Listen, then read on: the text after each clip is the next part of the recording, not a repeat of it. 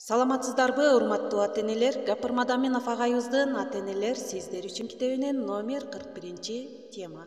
Үй-бүлөдө балдарды тарбиялоонун принциптери жана методдору. Сабакты даярдаган Салтанат Бейшенова, Талас облусу.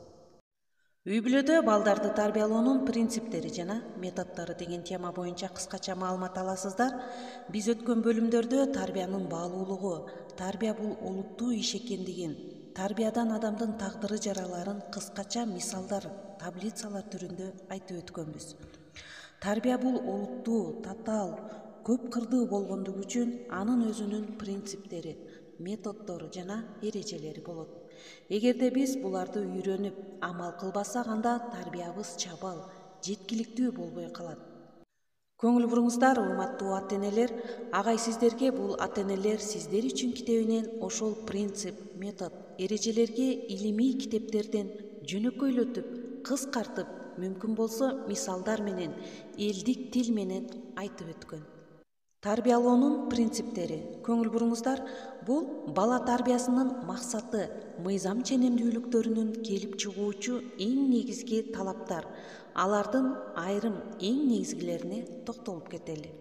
Биринчи, тарбиянын максатка багытталгандыгы.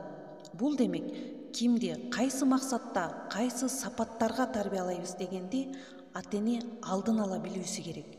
Көбүнчөсү мындай максат болуусу мүмкүн: ак ниеттүү, ыймандуу, мээримдүү, инсаптуу, ар тараптуу, жөндөмдүү, келечекте ата-энесин, элин, үй-бүлөсүн бактылуу кыла турган жетик инсанды тарбиялоо. Экинчи, тарбиялоодо адамгерчиликтүү, мээримдүү, адилеттүү мамиледе болуу принциби. Башкача айтканда, тарбиялап жаткан балдарга мээримдүү, адилеттүү мамиле кылып, чыдам, сабырдуулук менен тарбиялоо зарыл. Көңүл буруңуздар, урматтуу ата-энелер. Үчүнчүсү, бул тарбиянын турмуш, жашоо, тиричилик менен байланышы. Демек, тарбия берүүдө көпчүлүк ата-энелер баланы отургузуп алып, ага насаат айтуу, маалымат берүү же болбосо тилдеп, эскертип айтууну түшүнүшөт. Ал эми туура тарбиялоо бул турмуштун процесси менен биргеликте тарбиялоо. Турмуш тиричиликтен ажырагыс байланышта тарбиялоо.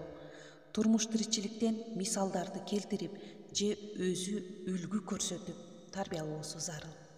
Төртүнчүсү, баланын жаш өзгөчөлүктөрүн, табигатын эске алып, табигатка ылайык тарбиялоо.